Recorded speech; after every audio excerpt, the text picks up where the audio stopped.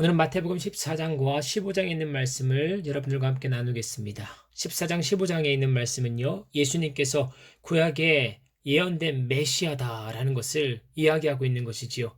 예수님은 일반적인 사람이 아니었습니다. 그는 기사와 표적과 능력을 가지고요, 하나님의 아들이심을 입증해 나가고 계십니다. 그런 가운데 예수님은요, 다양한 어려움을 경험하게 되어지지요. 사람들에게 배척받지요. 종교 지도자들에게, 어머니와 동생들에게, 고향 사람들에게, 그 지역의 통치자들에게, 그리고 사랑하는 제자들에게 배척을 당합니다. 예수님의 일생은요, 배척받는 일생이라고 해도 과언이 아닐 것입니다. 하나님의 뜻을 이루는 데 있어서는요, 그와 같은 배척이 따를 수 있습니다. 왜? 세상은요, 하나님의 뜻과 어긋날 때가 많습니다. 세상의 가치와 하나님 나라의 가치는요, 충돌될 때가 많기 때문에 하나님의 뜻을 이루어 나가는 데 있어서는요, 저항이 따르게 되어집니다. 여러분, 우리도 예수님을 믿는 사람들이기 때문에 이와 같은 배척 내지는 저항이 우리 인생에 따를 수 있다는 것을 기억하시고, 혹시나 힘든 거 어려움이 찾아왔을 때 찾아왔구나, 그럴 수 있지, 주님 바라보자, 그와 같이 오뚜기처럼 일어나면 앞에서 끌어주시고 뒤에서 밀어주시는 하나님의 은혜가 우리에게 따를 줄 믿습니다. 1절 2절 말씀을 보시면요, 헤롯에 대한 이야기가 등장합니다. 헤롯은요, 예수님의 탄생 때 베들레헴의 유아들을 살생했던 헤롯 대왕 기억나시죠? 그 헤롯 대왕의 아들이 오늘 본문에 나타나는 헤롯입니다. 이는 이복형의 딸이죠. 헤로디아를 좋아했지요.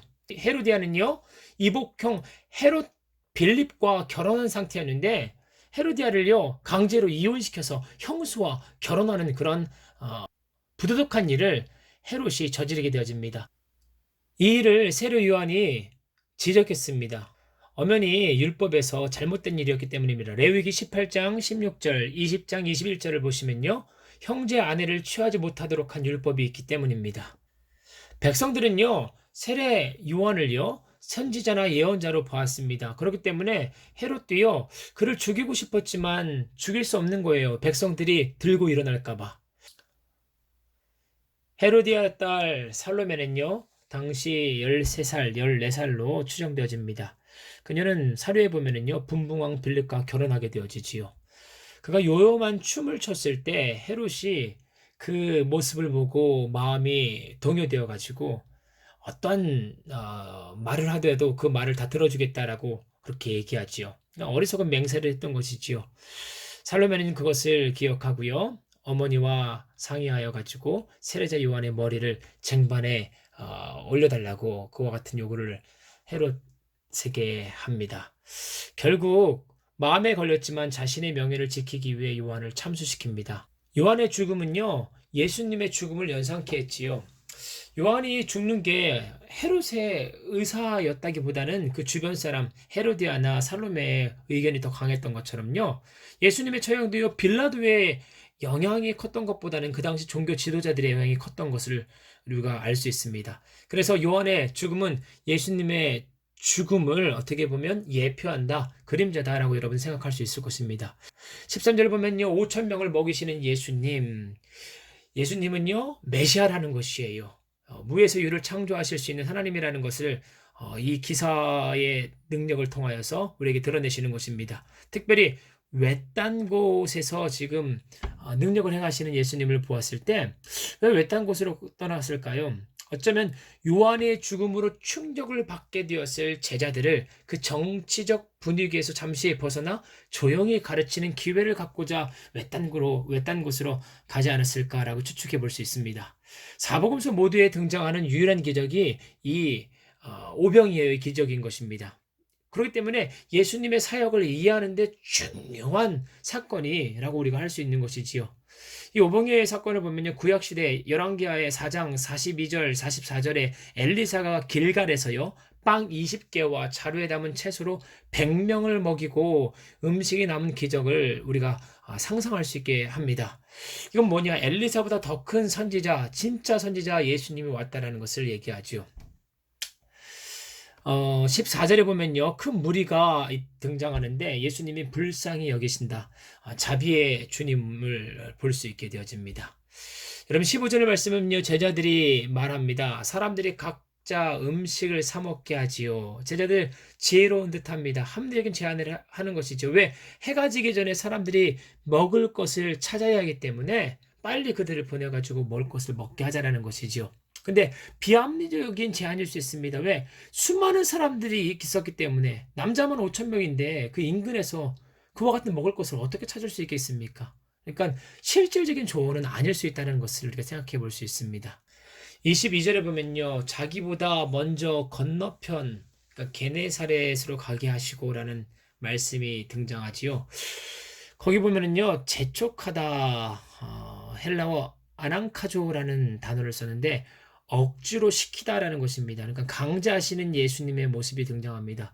요한복음 6장 14, 15절에 보면요. 왜 강제하시는지에 대한 힌트를 우리가 발견할 수 있습니다. 14절. 그 사람들이 예수께 행하신 그 표적을 보고 말하되 이는 참으로 세상에 오실 그 선지자라 하더라. 그러므로 예수께서 그들이 와서 자기를 억지로 붙들어 임금으로 삼으려는 줄 아시고 다시 혼자 산으로 떠나가시다.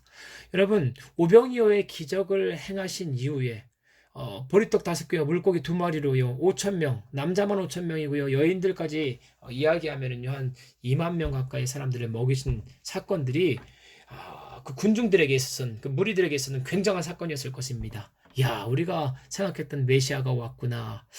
그들이 생각했던 메시아는요. 정치적이고요. 군사적이고요. 자기들 어떻게 보면 로마의 압제로부터 그들을 벗겨줄 자기들에게 이익만 줄 그와 같은 편협한 메시아 상을 가지고 있었습니다.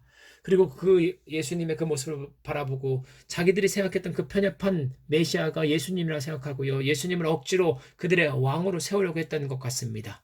그래서요, 제자들도요, 그와 같은 영향에 빠지지 않도록, 그와 같은 생각에 빠지지 않도록요, 억지로 제자들을 좀 그 무리와 떨어뜨린 건 아닐까라고 많은 학자들과 신학자들은 그렇게 해석을 합니다.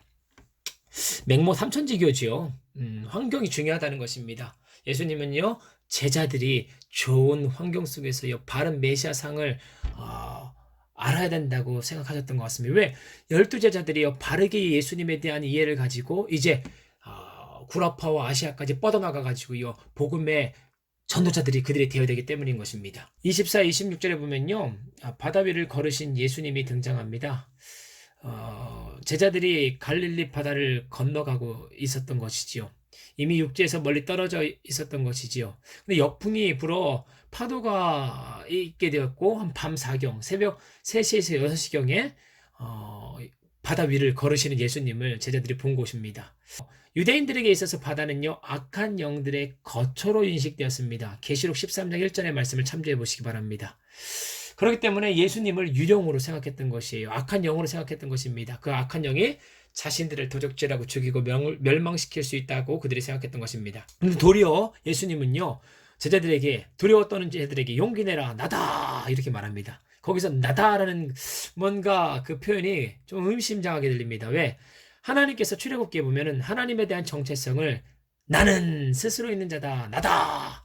그러니까 메시아도요 하나님과 동등된 분이다. 예수님은요 하나님과 동등된 분이다라는 그와 같은 메시지를 자신을 표현하는 이 나다라는 표현을 통하여서 우리에게 암시하고 있지 않나라는 생각을 하게 되어집니다. 예수님은요 하나님과 동등된 분이심을 여러분 믿으시기 바랍니다. 28절 33절 말보면 무리를 걷는 베드로가 등장하지요. 예수님이 무리로 걸어라 라고 얘기했을 때 베드로가 예수님의 말씀을 의지하여서 발을 내디르니 무리를 걷게 되어집니다. 하지만 예수님의 말씀에서 떠나가지고 그가 의심하니까 물 밑으로 가라앉죠. 그러니 예수님이 이렇게 말합니다. 믿음이 적은 사람아 왜 의심하냐. 여러분 의심은요 두려움에서 시작됐고 그 두려움은요 결국 물속으로 빠지게 되어지는 결과를 초래했습니다. 여러분 마태복음 15장 말씀을 한번 보시기 바랍니다. 1에서 4절 말씀 보면요. 장로들의 전통이 기록되어 있습니다. 그 전통은요. 구전, 입으로 오고 갔던 그런 율법이었던 것입니다. 특별히 씻는 문제에 대한 이야기를 담고 있죠. 바리새인들은요. 제사장들에게 적용되는 이 손 씻는 규정을요. 자신들이 일반 음식을 먹는 상황에도 적용하여 구전율법으로 발전시켰습니다. 청결 문제라기보다는요. 전통을 지키지 않는 행위에 대한 문제를 거론했던 것 같습니다. 전통을 가지고요, 예수님을 올가맸던 것입니다. 3절 말씀 보세요. 너희는 어째 너희 전통 때문에 하나님의 뜻을 저버리느냐? 여러분, 성경이 중요합니까? 교단마다 가지고 있는 전통이 중요합니까? 하나님의 뜻이 중요합니까? 그냥 입에서 입으로 내려오는 그런 전통이 중요합니까? 물론 이 전통을 우리는 깨기가 어렵습니다. 타락한 성향을 가지고 있는 사람들, 그 무리 안에서 전통은요, 신격화될 때가 많습니다. 그렇기 때문에 전통을 어기게 되어지면 교회도 갈라지게 되어지고요. 사람들도 크게 싸우게 되어집니다. 여러분, 만일 사람들에게 기원을 둔 이 전통이 하나님의 계명을 잘 지키도록 도와준다면 아무 문제가 없을 것입니다. 하지만 그 전통이 하나님의 계명을 어기도록 유도한다면요, 그것은 심각한 문제가 아닐 수 없을 것입니다. 유대인들은요, 쉬부터라는 악마가 사람들이 잠잘 때 손 위에 올라간다라는 그런 믿음이 있었습니다. 그렇기 때문에 손을 씻지 않으면 악마가 음식 자체를 부정하게 만든다라는 잘못된 생각을 갖고 있었던 것이지요. 그렇기 때문에 그와 같은 전통을 만들어 가지고요, 자꾸 사람들 앞에 손 씻어라, 손 씻어라. 이 손 씻는 문제는 마치 신앙의 문제에 있는 것처럼, 아주 하나님께서 중히 여기는 문제에 있는 것처럼 전통화시켰던 것입니다. 16절과 20절에 보면요, 무엇이 불경하게 하는가? 손 씻지 않았다고 불경한 게 아니라는 것이지요. 전통, 그러니까 전통에서 손 씻지 않았다고 해가지고 그들의 삶에 하나님의 뜻을 저버리는 것이 아니라는 것을 말합니다. 하나님은 손 씻고 안 씻고의 그 문제보다 더 관심 있는 것이 뭐냐? 사람의 내면이라는 것이에요. 사람을 깨끗게 하고 불경건게 하는 것은 뭐냐? 사람의 내면으로부터 나오게 되어지는 그의 생각과 마음가짐이라고 말하고 있는 것이지요. 실제 에스겔의 예언에 보면은요, 성령은요, 우리 마음을 변화시키십니다. 우리 마음을요, 부도덕하고요, 음란하고요, 탐욕적인 마음을요, 하나님의 뜻과 하나님의 생각에 부합된 마음으로 변화시키는 성령님. 그렇기 때문에 진짜 더러운 것은 어디에 있느냐? 손에 있는 것이 아니라 우리 마음에 있다고 말씀하고 있는 것입니다. 21절에 보면 가나안 여인이 등장합니다. 가나안 여인. 하나님의 축복과 동떨어진 인물로 생각할 수 있습니다. 왜? 이방인이었기 때문에. 그 당시 구원은요, 유대인에게만 있다고 생각을 사람들이 많이 했습니다. 가나안 여인은요, 예수님께 이렇게 말합니다. 내 딸이 귀신 들려 괴로워하고 있습니다. 개역개정을 보면요, 자비를 베풀어 주세요라고 얘기하고 있는 것이고요. 개역 성경에 보면 나를 불쌍히 여겨주세요라고 얘기하고 있는 것입니다. 예수님은요, 그 이방인 가나안 여인을요, 개 취급했지요. 23절, 26절에 보시면요, 예수님이 아무런 반응이 없으세요. 여인의 다양한 물음에. 근데 여인이 부르짖고 있음에도 불구하고 예수님이 이렇게 반응이 없으니까 제자들이 민망해가지고요, 오히려 예수님께 좀 반응을 보여주시라고 이렇게 이야기를 하지요. 그랬더니 예수님이 이렇게 얘기했죠. 이스라엘의 집에 잃어버린 양들 외에 보냄을 받지 않았다. 마태복음 10장에서도요, 선교 보내는 사람, 전도자들에게 그와 같이 이야기하지요. 그 이유는 여러분, 이스라엘을 양으로 우선 표현하거든요. 나는 잃어버린 양을 구원하기 위하여 왔다.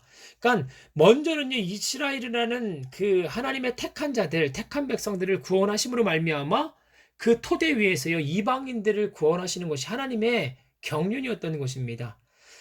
먼저 택한 백성들이 하나님의 자리에 들어오지 않기 때문에 그 자리에 하나님께서요, 이방인들을 채워놓으신다. 로마서 말씀은 그렇게 이야기하고 있지요. 여러분, 자녀들의 빵을 가져가 개에게 주는 것이 마땅하지 않다. 참 모욕적인 말을 여인에게 합니다. 팔레스타인에 보면요, 떠돌아다니는 개들이 있습니다. 들개, 썩은 고기를 먹었습니다. 그렇기 때문에 이 개라고 이야기하는 것은 그 당시에 굉장히 모욕적인 이야기였습니다.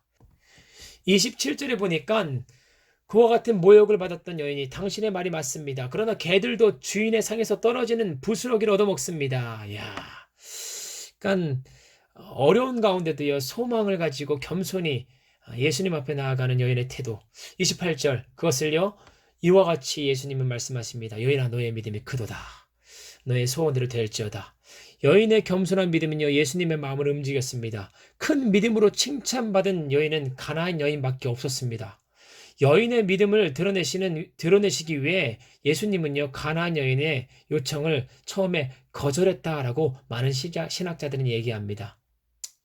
29절 31절을 보면요, 마가복음 7장 31절, 이게 평행 구절인데 많은 병자들을 고치시는 예수님에 대해서 이야기합니다. 예수님의 경로를 보면요.